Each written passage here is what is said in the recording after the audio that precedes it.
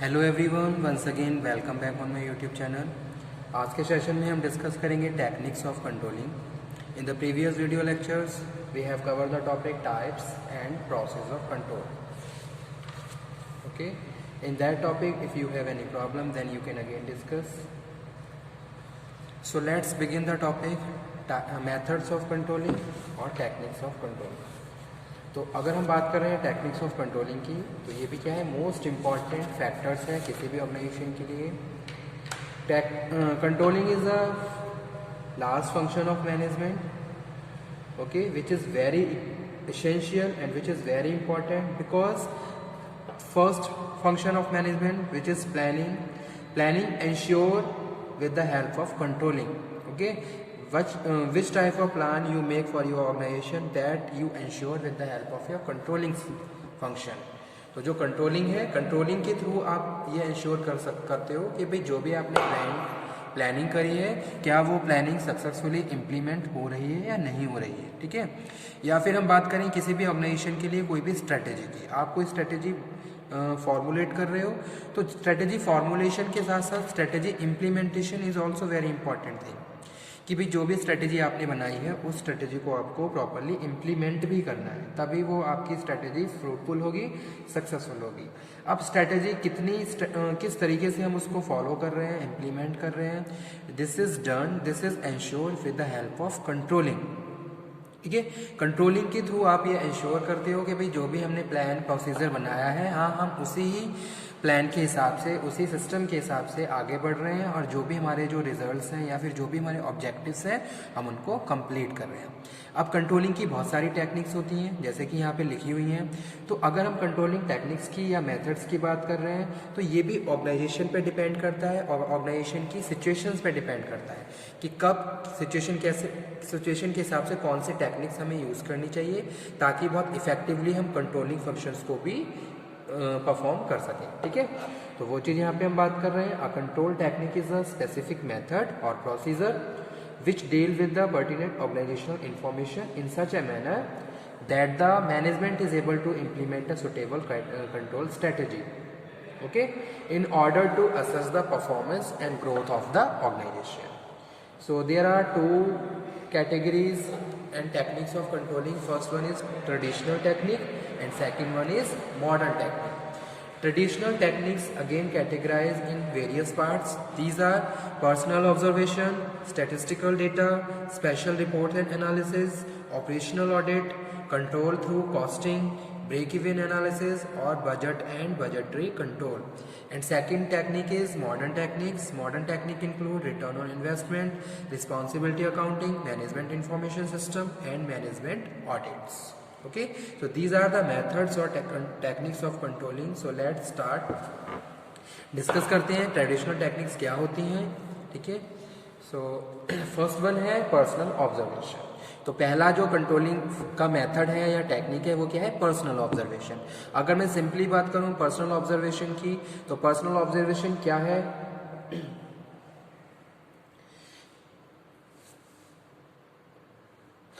there are various managerial control such as budgets, standard cost, statistical tool, audit reports and recommendation are quite helpful in managerial control. Managers should not forget the importance of control through personal observation. Personal observation क्या है, most important control techniques है।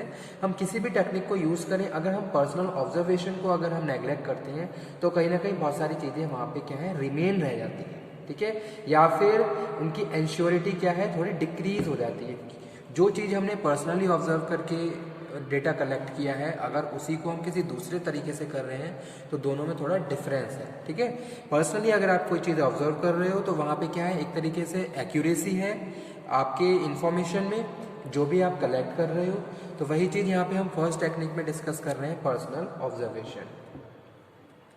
Okay, so personal observation is a very important tool. Manager need to hold discussion with the person whose work is being controlled and they should visit the actual operations. Okay, तो इसके लिए हमें क्या करना पड़ेगा, हमें उन लोगों से बात करनी पड़ेगी। We have to make a strong communication, इसको हम पर्सनल ऑब्जर्व कर रहे हैं। ठीक है, and as well as we have to supervise and we have to over review जो भी वो टास्क या फंक्शन परफॉर्म कर रहा है, ठीक है, जो भी वो ऑपरेशन कर रहा है उनको हमें क्या करना है, ऑब्जर्व करना है और उसके साथ एक डिस्कशन हमें मेंटेन करके रखना है. So managers need to hold discussion with the person whose work is being controlled and they should visit the actual operation. There are certain kinds of impression and information that can be conveyed only through face-to-face contact, personal observation and conversation. Okay, तो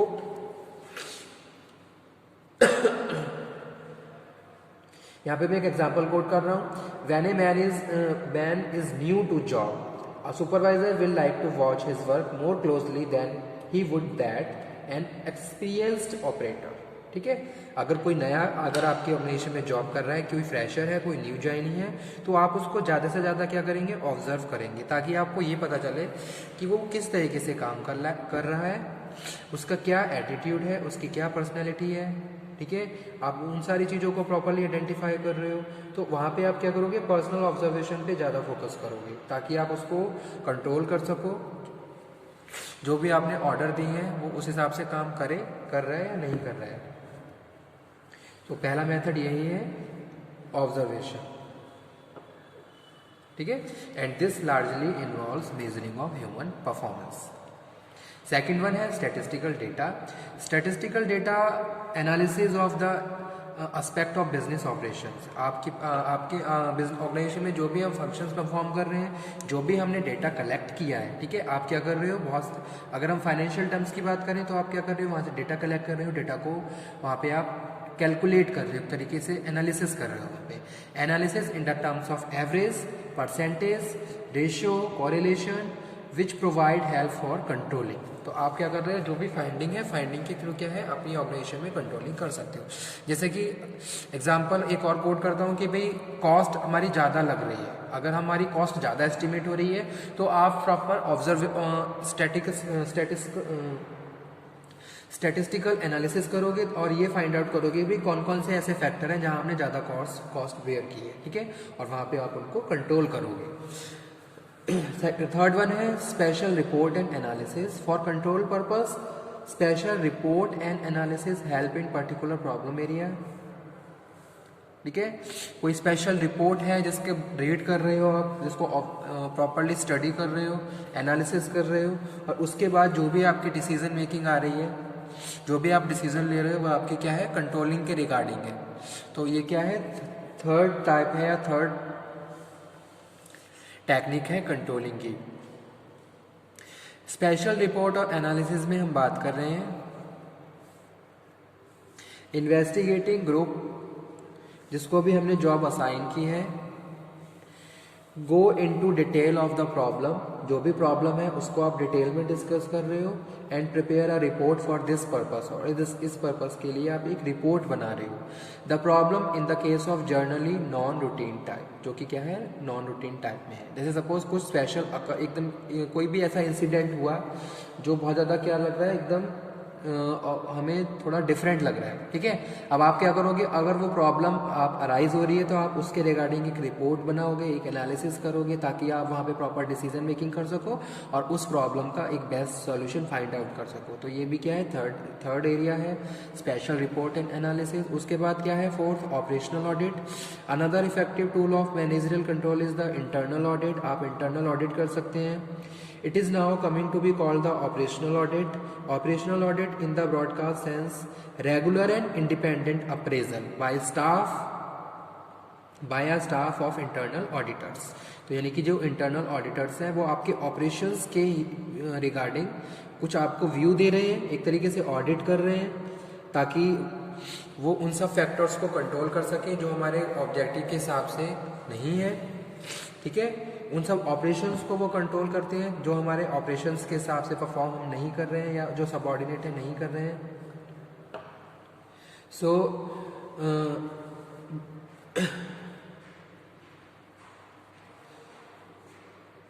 internal auditors of the accounting financial operations of the enterprise. तो ये क्या है, operational audit है.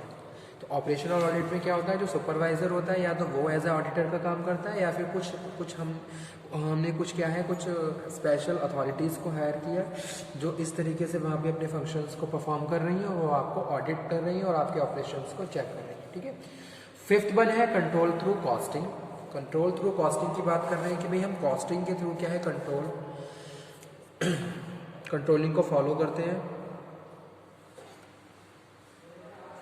Control through costing involve the control over cost in light of certain predetermined cost, usually known as standard cost. Standard costs are predetermined operation cost computed to reflect quantities, price and level of operations. Such standards are set in respect of total cost as a whole and its various component. जैसे कि material है, labour है, overheads है, ठीक है। तो आपने क्या करा, एक एस्टिमेशन बनाया, एस्टिमेशन के बाद आपने कॉस्ट वहाँ पे कैलकुलेट करी कितनी कॉस्ट लग रही है, ठीक है। अब ये कॉस्ट आप क्या कर रहे हो, आपका जो प्रीवियस डेटा है उससे मैच कर रहे हो कि अगर प्रीवियस आपने जो कॉस्ट लगाई थी उसका कितना आउटकम निकला, ठीक है। उसके हिसाब से फिर आप क्या करते हो, कंट्रोलिंग को फॉलो करते हो। तो ये क्या है, कंट्रोल थ्रू कॉस्टिंग, कि भाई पहले मैंने इस तरीके से ये फंक्शंस परफॉर्म करे थे, इतनी मेरी कॉस्ट लगी, उसके बाद इतना मुझे आउटपुट जनरेट हुआ, ठीक है। अब आप ये कैलकुलेट कर रहे हो कि इतनी कॉस्ट लगने के बाद इतना अगर हमने आउटपुट जनरेट किया है तो उसका क्या आपको बेनिफिट हुआ या नहीं हुआ, उसके बेसिस पे आप प्रेजेंट को क्या कर रहे हो, अपने जो भी प्रेजेंट की सिचुएशन है उसको कंट्रोल कर रहे हो। तो वो क्या है, कंट्रोल थ्रू कॉस्टिंग। उसके बाद है break even analysis. Break even analysis में हम बात कर रहे हैं, break even analysis is basically concern with the cost volume profit relationship. तो यहाँ पे हम एक रिलेशनशिप बता रहे हैं किसके बीच, कॉस्ट, वॉल्यूम और प्रॉफिट के बीच। It magnify a set of relationship of fixed cost, variable cost और price level of output and sales mix to the profitability of the organisation, ठीक है। Break even analysis is a made mathematically by applying the formula to trace break even point, contribution, margin of safety, profit, volume, इन सब चीज़ों को हम find out कर लेते हैं ब्रेक इवन एनालिसिस के थ्रू, ठीक है। और ये क्या है, ये ग्राफिकल रिप्रेजेंटेशन है by break even chart concerning the profitability of the organisation. तो ब्रेक इवन एनालिसिस क्या है, एक मैथमेटिकल टर्म्स है जिसके थ्रू आप कितना मार्जिन हो रहा है, कितना मार्जिन आपको मिल रहा है, कितनी कॉस्ट लग रही है, कितना आपको प्रॉफिट हो रहा है, इन सब चीज़ को कैलकुलेट कर सकती हो। इसका एक फॉर्मूला भी होता है, break even point is equal to fixed cost upon contributor per unit, ठीक है। तो इसके थ्रू आप क्या है, जो मेजर पॉइंट्स है वो आप फाइंड आउट कर लेते हो, उनको कैलकुलेट कर लेते हो और उसके थ्रू फिर आप क्या है, कंट्रोलिंग को फॉलो करते हो।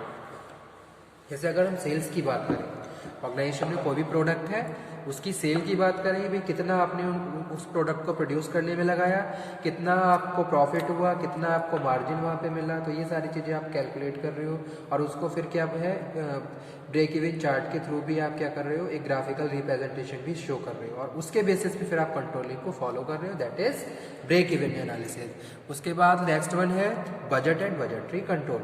तो बजट क्या है, बजट तो मोस्ट इंपॉर्टेंट फैक्टर है किसी भी ऑर्गेनाइजेशन के लिए। बजट के थ्रू हम क्या करते हैं, पहले तो हम बजटिंग करते हैं, बजटिंग के बाद बजट है क्या, बजट एक फाइनेंशियल एस्टिमेशन है, जो भी हमने हमारे आगे में फ्यूचर में जो भी करना है उसके लिए हम क्या करते हैं, जो भी रिक्वायर्ड एक्टिविटीज़ हैं उनके लिए फंड को एलोकेट करते हैं और जितना जितना फंड रिक्वायर्ड होता है उसको एलोकेट करने के बाद उनको फिर स्पेसिफाई कर दिया जाता है कि भाई इस फंक्शंस के लिए इतना फंड एस्टिमेटेड किया गया है, इतना स्पेसिफाई है।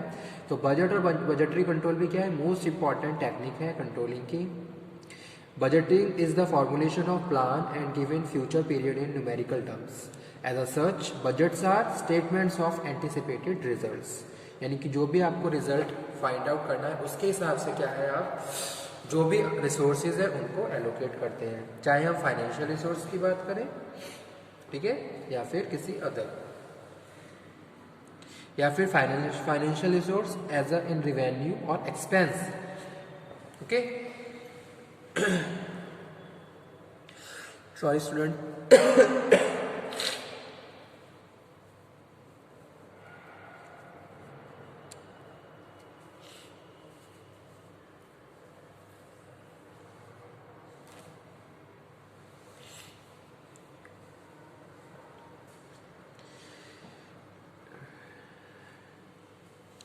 उसके बाद नेक्स्ट जो टेक्निक है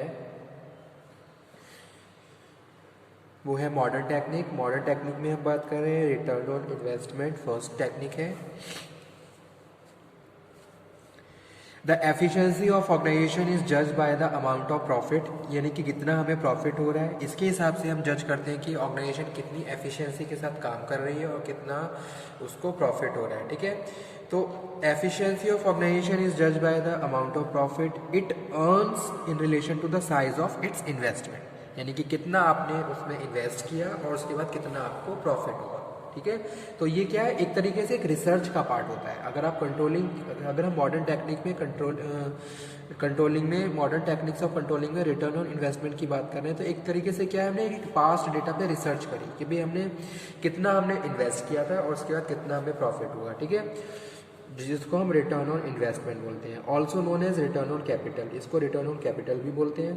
this technique indicate how effectively resources have been utilized. such a technique make management aware of wastage and inefficiency। तो ये जो रिटर्न ऑन इन्वेस्टमेंट है मोस्ट इंपॉर्टेंट टेक्निक है मॉडर्न ऑर्गेनाइजेशन में और मॉडर्न कंट्रोलिंग टेक्निक्स में। ठीक है भाई, कितना आपने इन्वेस्ट किया उसके बाद कितना आपको प्रॉफिट हुआ। रिटर्न ऑन इन्वेस्टमेंट का कैलकुलेशन का एक फार्मूला भी है, sales upon investment into profit upon sales. Okay, second one है responsibility accounting. Our management accounting system is consist of two principles, one called product cost accounting, other is called responsibility accounting। The use of responsibility accounting focus attention on management by objectives। ठीक है, यानी जो responsibility accounting है management by objective MBO पे क्या है focus करता है, rather than management by domination। Each person is responsible for his area or operations। चाहे हम HR की बात करें, मार्केटिंग की बात करें, प्रोडक्शन की बात करें, वो जो भी वहाँ पे मैनेजर्स हैं वो रिस्पॉन्सिबल हैं अपने एरिया के लिए, अपने एरिया के ऑपरेशंस के लिए एंड फॉर इफेक्टिव कंट्रोल। ठीक है, तो इस तरीके से भी हम क्या है आज के टाइम में जो ये रिस्पॉन्सिबिलिटी अकाउंटिंग है मोस्ट इंपॉर्टेंट टेक्निक है जो फॉलो की जाती है। आपने क्या करा, आपने भाई मैनेजर को रिस्पॉन्सिबल कर दिया, अथॉरिटी असाइन कर दी कि भाई आपको किस हिसाब से अपने डिपार्टमेंट को कंट्रोल करना है ताकि हम अपने ऑर्गेनाइजेशन के जो भी कॉमन गोल्स हैं उनको अचीव करें। तो आप उसी हिसाब से काम करिए और अपने जो भी ऑब्जेक्टिव हैं उनको अचीव करिए। तो सेकंड जो टेक्निक है वो यही है, responsibility accounting. Each person is responsible for his area of operations. So responsibility accounting costs are assigned to responsibility center rather than to product, and clearly distinction to made between the cost are controllable by the head of responsibility center। Next है human as management information system। Management information system में हम बात कर रहे हैं MIS, information is life blood of the organisation. ठीक है, controlling जिसमें हम बात कर रहे हैं कम्युनिकेशन की, इंफॉर्मेशन सिस्टम कि भाई एक ऑर्गेनाइजेशन है।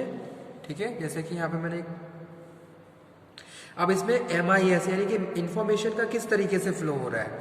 तो अगर हम किसी भी ऑर्गेनाइजेशन की सक्सेस की बात करें तो कहीं ना कहीं उसके पीछे कुछ ऐसे फैक्टर्स होते हैं जो उसको सक्सेस की तरफ पुश करते हैं। इसमें कम्युनिकेशन इंफॉर्मेशन सिस्टम क्या है, मोस्ट इंपॉर्टेंट फैक्टर है। ठीक है, अगर किसी ऑर्गेनाइजेशन में एक प्रॉपर कम्युनिकेशन है, एक हेल्दी एनवायरनमेंट है और चीज़ें टाइम पे सॉर्ट आउट हो रही हैं तो कहीं ना कहीं उसकी एफिशिएंसी हमेशा बनी रहेगी और वो ऑर्गेनाइजेशन हमेशा क्या है अपने जो भी गोल है वो टाइम पे अचीव कर लेगी। तो जो मैनेजमेंट इंफॉर्मेशन सिस्टम है ये भी क्या है, एक इम्पॉर्टेंट टेक्निक है। इसको फॉलो करके हम ऑर्गेनाइजेशन की जो भी गोल्स हैं उनको बहुत एफिशिएंसी के साथ अचीव कर सकते हैं। ठीक है, कितना इंफॉर्मेशन का फ्लो किस तरीके से ऑर्गेनाइजेशन में हो रहा है। ठीक है, लोगों को कैसे इन्फॉर्मेशन मिल रही है, किस तरीके से वो अवेयर हो रहे हैं और उसके बाद कितना इन्फॉर्मेशन को वो यूज़ करके अपने जो भी उनके जो टास्क है उनको परफॉर्म कर रहे हैं। ठीक है, अगर किसी भी टास्क के परफॉर्मेंस की बात करें तो कहीं ना कहीं communication most important role play करता है। ओके, अगर आपको राइट टाइम पे राइट इन्फॉर्मेशन मिल जाती है तो आपका टास्क बहुत ज़्यादा ईजी बन जाता है। तो वही चीज़ यहाँ पे हम बात कर रहे हैं पूरी होल ऑर्गेनाइजेशन लेवल पे। ठीक है, तो वही है MIS और लास्ट है मैनेजरियल ऑडिट्स। मैनेजरियल ऑडिट्स भी क्या है, इंपॉर्टेंट है। जैसे कि सपोज आपने किसी एक मंथ में किसी एक टाइम क्या है एक ऑडिट कंडक्ट किया और ऑडिट के बाद आपने क्या करा, बहुत सारे non conformance point find out किए जो आपके ऑर्गेनाइजेशन के ऑब्जेक्टिव्स ऑब्जेक्टिव के हिसाब से फिट नहीं है और फिर आपने उन पे काम करना शुरू करवा दिया। तो management audit is also very important factor for the modern controlling techniques. Okay, management audit is an evaluation of management as a whole. It is an independent and critical examination of entire management process. पूरे management process को आप क्या कर रहे हो, examine कर रहे हो, इन्वेस्टिगेट कर रहे हो कि भाई जो भी हमारी प्लानिंग थी उसके हिसाब से क्या क्या चीज़ें परफॉर्म हुई, कहाँ कहाँ हमने बेटर परफॉर्म किया और कहाँ कहाँ हमने बहुत सारी चीज़ें हमारी रिमेन है जिन पे हमें काम करना है ताकि हम ऑर्गेनाइजेशन के गोल्स को टाइम पे अचीव करें। ठीक है, तो वही चीज़ यहाँ पे हम डिस्कस कर रहे हैं। It examines the total managerial process of planning, organizing, staffing, directing and controlling. Indeed, company plan, objective, policies, procedure, सारी चीज़ें आप प्रॉपरली यहाँ पे क्या कर रहे हो, एग्जामिन कर रहे हो by the system of control, personal relations and measure to evaluate the management achievement. ठीक है, so these are the modern techniques of controlling and these are the traditional techniques of controlling. Hope so आपको ये topic समझ में आया होगा। अगर traditional technique के किसी भी पॉइंट में कोई प्रॉब्लम है तो आप दोबारा से डिस्कस कर लीजिए और मॉडर्न टेक्निक्स के किसी भी पॉइंट में कोई प्रॉब्लम है तो आप दोबारा से डिस्कस कर सकते हैं। Okay student, thank you very much.